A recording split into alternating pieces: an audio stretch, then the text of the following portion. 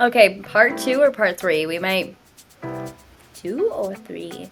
But thanks for being here. We appreciate your interest and we appreciate you being here. And this one is all about what we learned and what we grew through and what was just complete crap, to be honest. Um, and and some of the highs and lows of Alistair worded it as, how did you word it? The highs and lows of building a community, but you And expanded it. I said, well, a community, a brand, and a business, and how your business can get lost in community, your community can get lost in business. And how do you create a brand that stands true to who you are, but then also represents a whole community as well, and that they want to stand behind? You and branding, honestly. And What? then It's my. the other thing you've missed is like we've done all that whilst being in a relationship and being digital nomads traveling around the world. Which, and while we're pet sitting, so much more added responsibility of the traveling and taking care of someone else's animals and house. Well, you could level it up and say whilst doing it in third world countries where even water safety is an issue. Yeah, I How far do you still, go? yeah, why I'm still drinking plastic water bottles. I'm scared of water. Which thread should we pull on? Should we pull on the relationship part first? Or do you want Sure, to if pull you're on the feeling community called part? to. Like which? I was feeling like we alluded to it in part 1 of like the events starting to trail off in attendees. And our energy feeling burnt out when we were posting more events. And how we realized like that we could create a community without feeling like we were like pulling teeth to get people to show up. But we wanted to do that online because we were so passionate about travel and we were so passionate about being digital nomads, and we didn't see Lumisol staying in one place ever. It was never the plan, and people and because we were doing so much as baby steps in the same spot, that it was easy to lose sight of our bigger vision, and it was easy for other people to not see our bigger vision because we were just doing an event in a town. You touched on a few things there. So the first thing is we had a vision, but it wasn't grounded in reality in terms of we couldn't even articulate it on the same page or articulate it to other people. And so when people are asking what's Lumis about, and we're trying to, well, are we describing the community or are we describing the bigger vision and like where we're at in that? And so that was really hard because we weren't there. We didn't, like compared to now, we didn't know enough about what we were creating to really articulate that in a more polished way or in a way that would land with people. And the second part is Vancouver was this incubator for the community to start. And in Vancouver, there's a lot of events and communities like Lumisol, or like maybe have one facet of Lumisol. And that's why Lumisol was born there, because it's a place where that can happen, but there is a lot of competition and saturation versus like you go back to my hometown, my home city, Hull. It's hard to find those communities, and so we were like caught up in this microcosm, this like place where there was this all this energy and all these great things going on, and we were feeling the pressure of that and like the comparison of that, and everyone's feeling it there, or was when we were there. And so we were caught up in that whirlwind, and it was really positive in the way that it helped Lumisol be born, and it was the perfect place for it to be born, but it could only take it to a certain point. Yeah. And Lumisol, like you said, was always beyond Vancouver. It was never tied to a location, or it was tied to multiple locations. Yes. And it wasn't just about events, but because of how we'd seen other communities modelled in Vancouver, for example, that's where we went first, in my view. Yeah. And how do you share such a big vision when you're at the beginning stages? Like, we see multiple retreat centers, we've mentioned that, and we want facilitators to be there. We want our community to be there. We want, but that's only a portion of Lumisol, and that stage is not yet there yet. And so, how do we share how big our vision is without giving false promises to what we can offer right now? And so, that's a huge thing that like we're working on refining our verbiage and what we share on the site and what's so that But we can still cast a vision. it's also divine timing, right? Like I knew people who had the vision that they would be holding their own retreat center, hosting their own retreat center in 2026, 2037. And so like probably like 20 different people who didn't know each other that I'd speak to. And so Same with there was, me, and yeah, we even walked into a store in Glastonbury when we were in the UK just visiting, and I heard this woman whisper over, not whisper, she was talking to the customer service lady, and she was saying, I'm gonna have a retreat center in Portugal, or it was Italy or something in Europe. And so it was just constantly winks of everybody wanting to, everyone talking separately about collaboration is the way forward, but then everybody saying, I'm going to have my own retreat center. Where, like, they need to merge, they need to come together. We can't do this on our own. and that's I think because the vision in terms of being anchored into the physical was at that point then. That's why we couldn't articulate it as much as we can now, or what Lumisol is. And it didn't matter then because people weren't ready for it. And arguably, we're only just getting ready for it now. But like you say, I haven't met anyone that says they want to create something like Lumisol, which is connecting all these retreat centers, these communities. And I'd love to, I mean, maybe there's Unite in Vancouver, and I'd love to speak to more of those people if anyone watches this.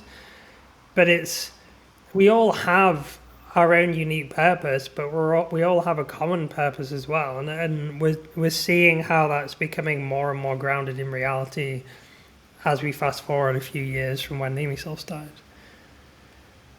And so what we perceived as challenges then was just where we were at and where the collective was at. And so I think there's an acknowledgement, or there needs to be an acknowledgement on our part that we couldn't have done more back then. Yeah. I hear Darby confirming. Darby agreed. Okay, so then what were some of the things that weren't working? What came up for me initially when you were talking about the events and being in Vancouver and the success that we did have there and the launch that we did have there, we took it seriously. Like we we had our branded sweaters for the retreat. We had our posters we did booths, we did the events, we had facilitators come that were experts on certain areas. We were taking it very seriously, and the thing was is that we were starting to both we love to travel. Two, but we both love to travel. Two, we're both starting out our businesses going all in.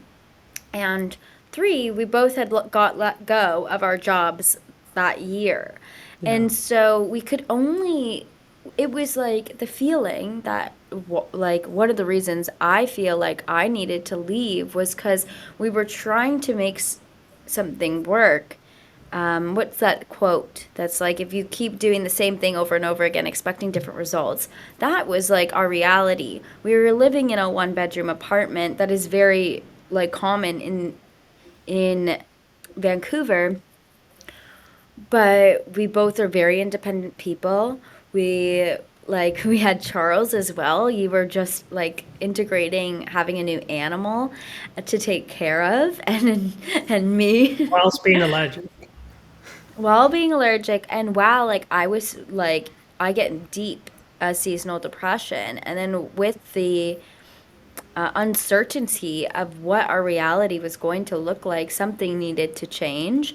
And it felt like walking up to a door and trying to like open it, like, oh, there's an opportunity there. I'm going to open up the door because I've done all this work.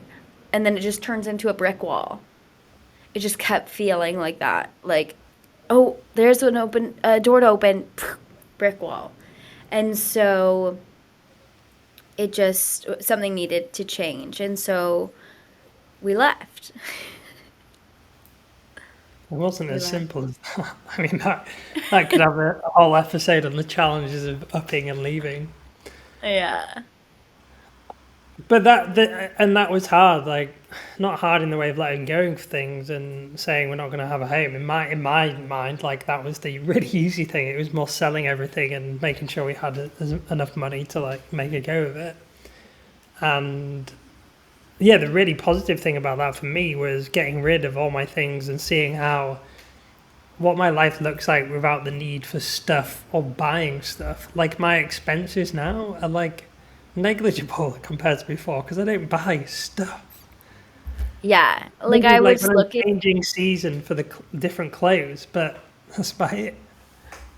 Yeah, that's crazy because one, I did that already a few years prior. So I sold everything. I only came to Vancouver with a suitcase, and I only got things for my apartment that were like that I needed, like a couch and a table. And so I was living like that already, very minimalistic. And then now I'm back before you, like after in hindsight, and I'm like, oh, do I get an Amazon Prime membership now? Or is that was just like something about my environment? I remember in the pandemic and living in Ottawa, and I was ordering on Amazon Prime like every single day. And I'm like, no, I don't have this impulse. I've really rewired and reprogrammed. Like, I don't need to buy stuff, and then if I do, like I enjoy going to the store and the instant gratification unless it's something specific. But yeah. um yeah, that's like one of the unseen and untalked about things I feel like that really changed was the way that like after we sold everything of yours too, and then we walk into like Winners or something, and that's like HomeSense is one of our favorite stores.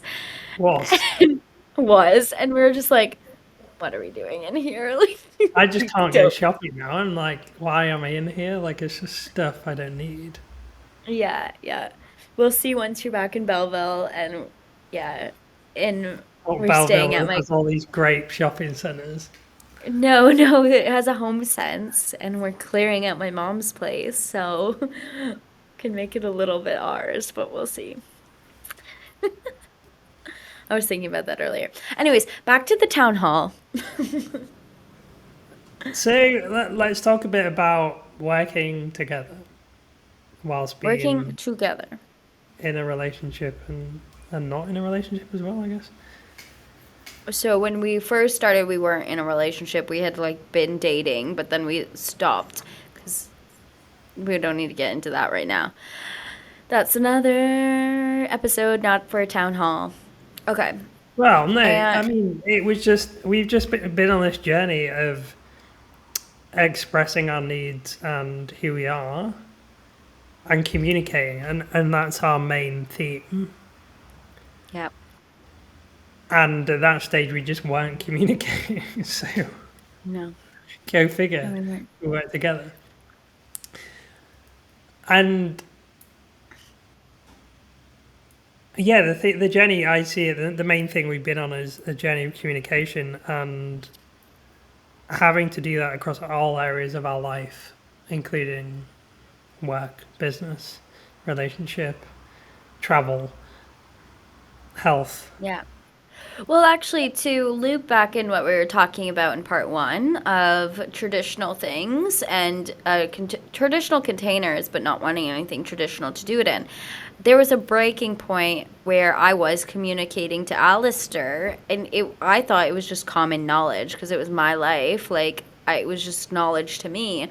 But he was like scared and not wanting to he was expressing like I don't want like just to get married and have kids and like get a house and all of that, and he thought that that's what I wanted. And I was like, whoa, whoa, whoa, you have so many big assumptions of what I want in life. Even our vision for Lumisol, he was like talking about it like it was his own vision, and I was like, I've had the exact same vision.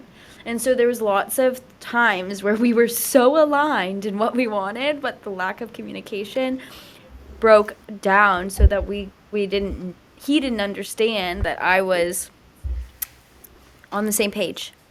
Wait, and just building on that, it was also the you can't build like a community or a business with someone you're like partnering with, like someone you're in a Yeah. relationship with. You said don't And mix then it, business with pleasure. well, there's another term that's got. What was the turning point for you with that belief? Well, I think I was just in a phase of questioning, like all the status quo things. Like, are these mantras or these things that I'm saying actually mine or not? And so that was the real thing. Because I was so set on Lumisol, and then also I knew that I really liked you, and I was just like, how does that make sense? And I also saw how we were supposed to do it together. Yeah. And so something had to give, and it was my belief. It wasn't Lumisol, and it wasn't you. Aw. I'm so happy we're doing this town hall. I feel so together right now. Even though you're all the way in Morocco. I'm just gonna put my sweater on. 5 minutes later.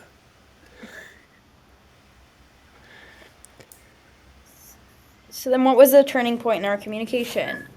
There wasn't for a long time. We were struggling in our meetings. They went from being like fun, we were created this brand new brand and community, and then we were like, wait, we have to actually treat it like a business. There was a time where we were talking about, is it a non-for-profit? Is it a for-profit? Like our hearts aren't here to just like charge people for community and call it like a business.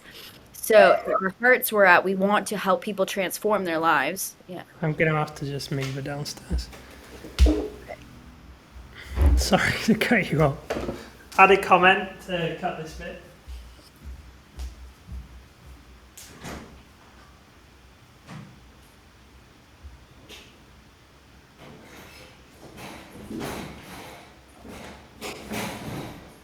I love you.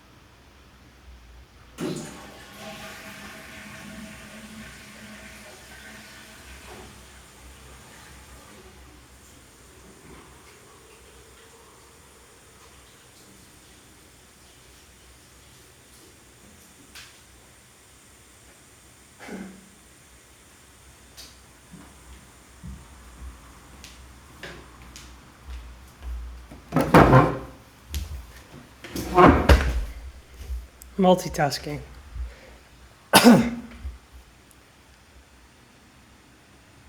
You there?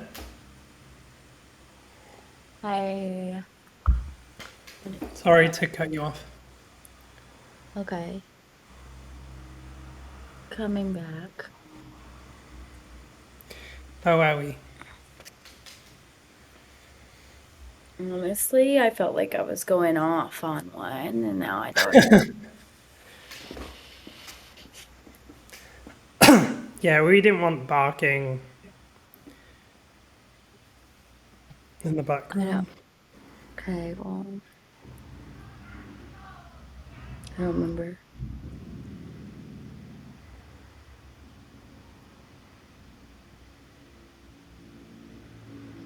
So, coming back to what we were talking about our communication and working as business partners in a relationship. And I was addressing the fact that we went from being on a high of like creating this community, having great events, figuring out how we work together, like what my skills are, what your skills are.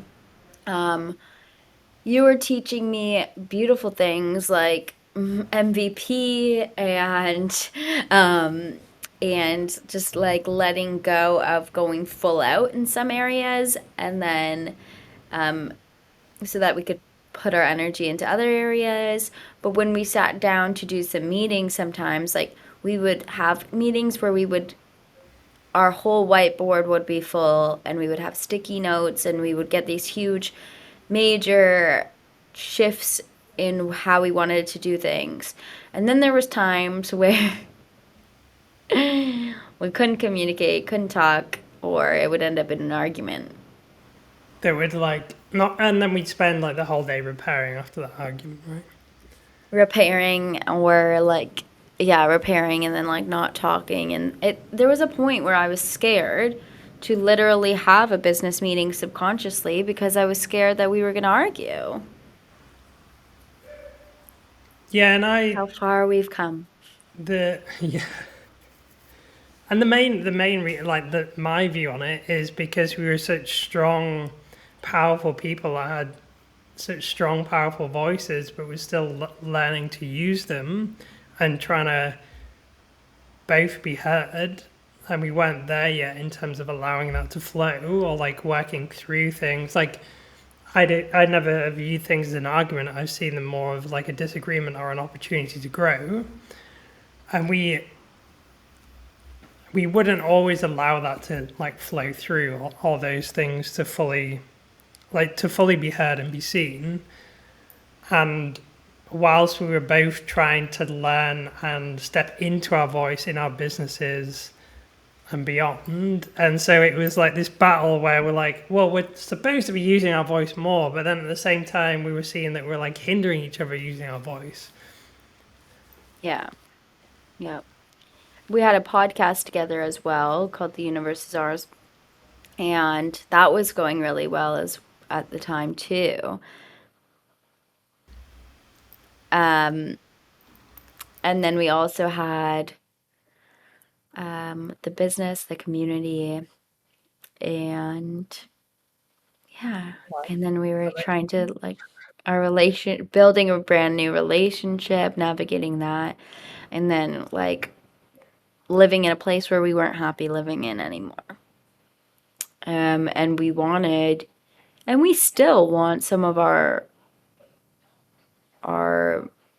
visions and our mission and what we're creating to happen yesterday. And so creating a space for patience, creating a space for flow and letting things unfold was a huge learning point that we not only had to articulate but embody, to give our relationship time to breathe as well, and so that we could work together so we could make this fun. Like, why would we preach talking about following your dreams and finding your purpose, and you don't have to like suffer in a 9 to 5 that's no longer serving you, but like be miserable with your partner in a business? That's better. Like, doesn't add up. But And also, we would get tested, or like we go to the next step of our relationship and building that communication naturally. Like when you moved out of your car into my place, and then Yeah, I was again, doing van life for the summer in Vancouver. Just want to say that.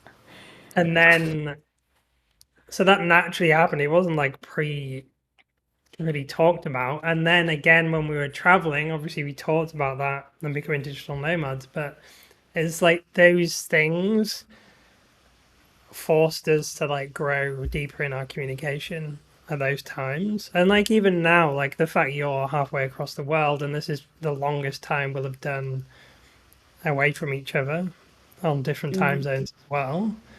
Um, Yeah. it's because where our relationship and our communication is getting better so that we can handle these things. But obviously something comes up to grow in each time. Yeah. Yeah, agreed. And that was one of those things that, we want a traditional container, aka our relationship. What we don't want to be traditional is feeling like we have to be with each other 24/7, living in the same space because we know we both want to travel. We were traveling together, but we knew that there was going to be times where we were going to travel separately. Alistair even called this time. He's like, I feel like you're gonna go your separate. We're gonna go separate ways for a bit before we get to Vancouver. And yeah, my mom passed away, and that's what happened. Yeah. Um, one second.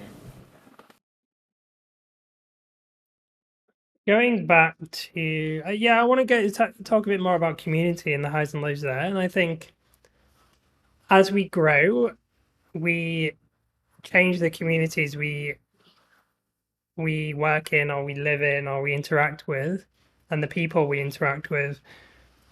And I've done that as I've grown. And like, for example, I built Kip's Dip Society and that became a community. I used to go dipping like 3 times a week at least, or not at least, but sometimes.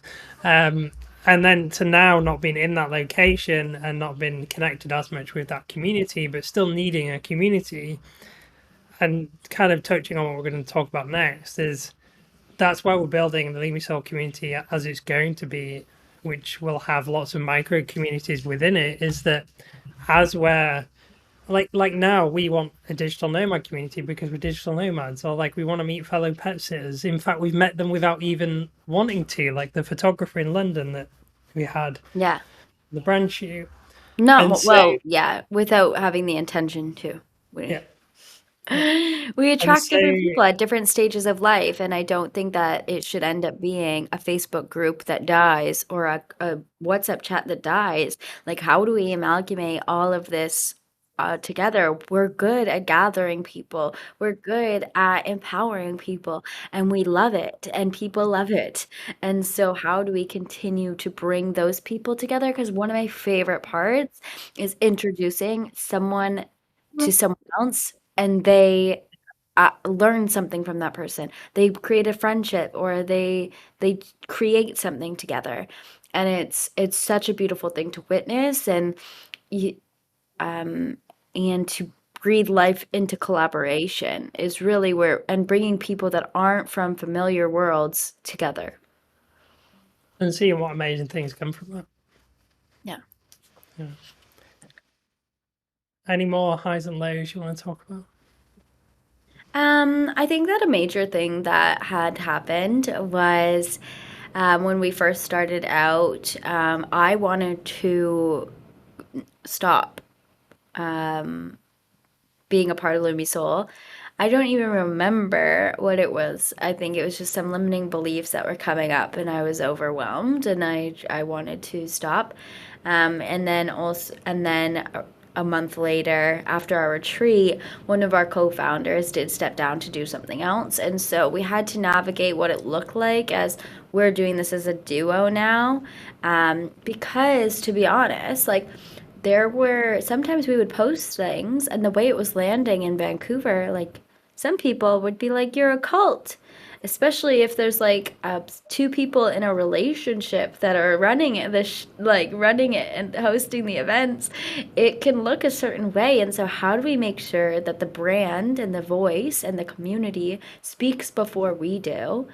Um, and there was people standing up for us in the comment section. Like I was a bit butthurt about it for a little bit, but then you just look at everybody else and be like, you are hurting if you can't, if you think community is culty. Yeah. And so that was definitely something that, because that was definitely a learning curve at the very beginning.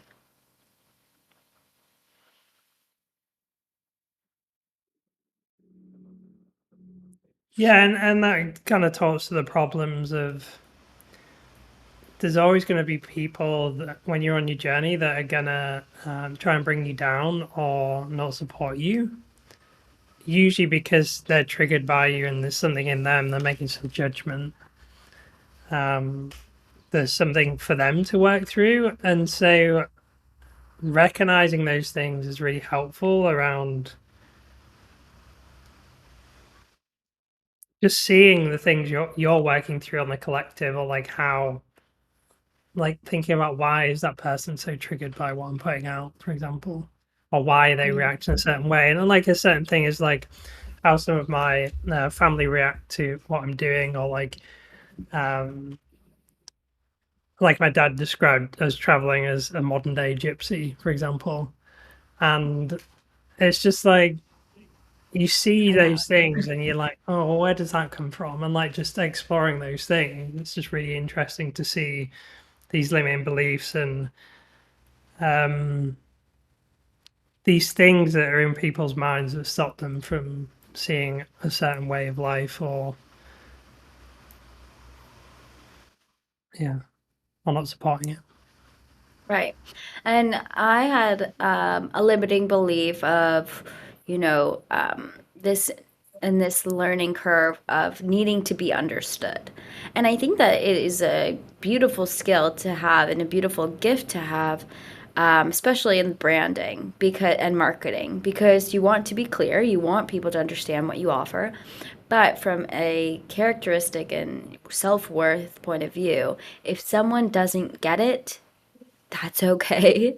And there are going to be thousands of people that you just say a sentence and they get it, the whole vision. They're like, I got that same vision. I get you. I'm behind you. I believe in you. Just from one little thing that you've said. And then there's going to be people where you could send paragraphs, you could write a book about what you're trying to accomplish and what you want to bring into the world, and they still are going to be working on their case and their evidence of why it's not going to work. And that's okay. That's a lot of waste of energy, in my opinion, if someone was doing that. But there's going to be somebody, and that's okay. And like, leave it be. And not taking it personally was a huge thing. Too, that still comes up sometimes, too. So, yeah. Want Yeah. to do positive things that have happened over the, or do you have anything else that you wanted to like AR?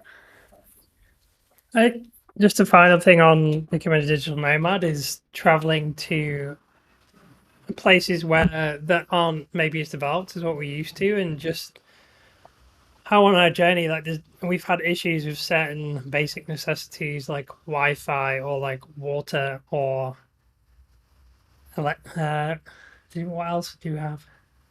We had Electric some. did happen, Mhm. and food. Like as a vegan or as vegans, like finding food And as gluten well, free. and gluten free. Yeah, and so Yeah. just recognizing how, well, in a positive way, seeing what things we take for granted and how, and seeing how other people don't necessarily have those things, and so being really grateful for them when we do have them. Right, which is something I would say, always said, but physically embodying it and experiencing it is different, Yeah, especially for the length of time that we were there.